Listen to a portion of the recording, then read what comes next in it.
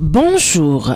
Les réactions fusent de partout au lendemain de la publication du rapport de Transparency International sur la corruption au Sénégal. Sonko mouille Macky dans Walf Quotidien. L'on retrouve également dans la tribune le leader de Pastef Sonko qui vilipende cette fois-ci Macky Sall. Sur la corruption, le Sénégal qui est toujours dans la zone rouge. Macky est l'alpha et l'oméga du système de corruption, lâche Sonko dans les colonnes du journal Vox Populi. Le leader de Pastef fait un diagnostic ainsi sur le classement du Sénégal à l'indice de perception de la corruption 2019. Il ne peut pas être le mal et le remède à la fois, indique Sonko dans les colonnes du journal Vox Populi. Macky est l'alpha et l'oméga du système, reprend ainsi le journal Les Échos. Les propos de Ousmane Sonko qui rend le chef de l'État responsable de la corruption. Il ne peut pas être le mal et le remède à la fois. Par une gestion familiale, clanique et partisane, il entretient un système bâti sur la corruption, indique Sonko dans les colonnes du journal Les Échos. Et justement, dans Sud Quotidien, on retrouve un Macky entre mille feux. Sur la vague de contestation de Nyolank, cette dynamique revendicative du G7 et la crise à la paire, et également à Macky 2012. Et sur la grève des enseignants, justement, le monitoring des accords et les daras modernes, Mamadou Talla recadre le débat dans l'As Quotidien. Le ministre de l'Éducation nationale est à cœur ouvert dans ce canard où il indique que les enseignants n'ont aucun intérêt à ce qu'on aille dans des grèves ou des années blanches. Le gouvernement est disposé à trouver des solutions aux problèmes posés. À l'instant où on parle, je vous dis qu'il n'y a pas d'instance à la solde, révèle ainsi le ministre de l'Éducation dans les colonnes du journal L'As. Les Échos s'intéressent pendant ce temps au grand banditisme décentralisé, la montée inquiétante et grandissante des agressions armées. D'après nos confrères, de nombreuses agressions notées à Touba, Ndindi, Mbaké, la station EDK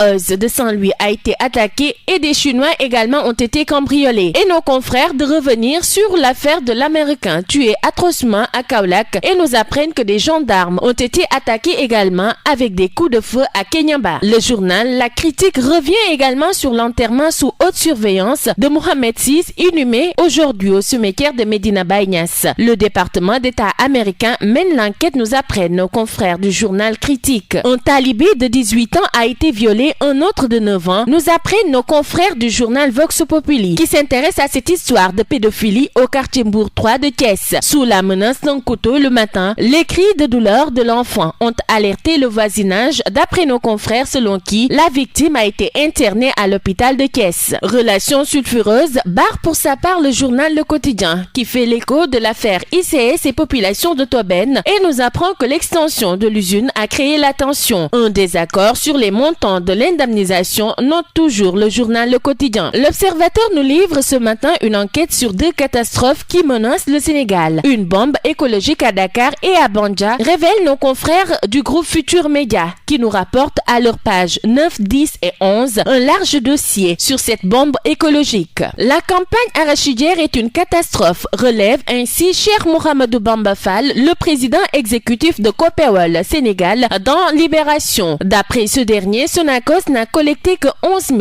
tonnes, les autres huiliers Wao, Seït, SSI n'ont rien reçu. Plus de 150 000 tonnes de graines décortiquées sont déjà parties en Chine, révèle ainsi le président exécutif de Copéol Sénégal dans les colonnes de Libération, qui nous propose ce matin un entretien avec cet acteur du secteur. Un autre dossier à retrouver dans le journal Enquête qui s'intéresse ce matin à l'entrante de l'événement des morts. La rançon du racisme barre à sa une le journal, selon qui officiellement 14 120 Mauritaniens sont actuellement réfugiés au Sénégal dans une galère totale. À lire ce large dossier dans les colonnes du journal Enquête. Retour dans le journal L'Observateur qui nous narre également l'histoire de la prof d'EPS défigurée par une élève au lycée Blaise Diagne. D'après La Critique, une professeure d'EPS a été corrigée par son élève. Une élève défigure une prof d'EPS, note le journal Vox Populi qui va plus loin et nous apprend que Madame Dian porte plainte contre Djeina Bandiaye dont le père conteste les faits. Sport pour terminer avec le journal Record qui s'intéresse à la blessure et l'indisponibilité de l'international sénégalais. Sadio, victime d'une surutilisation, s'interroge ainsi nos confrères du quotidien sportif qui nous relate également le rapport de la FIPRO qui prédisait cette blessure. Le journal revient également sur le choc Naples-Juve, un derby AS-Rome-Lazio, l'Italie, la série en ébullition d'après nos confrères du journal Record. À vos journaux et bonne lecture à tous.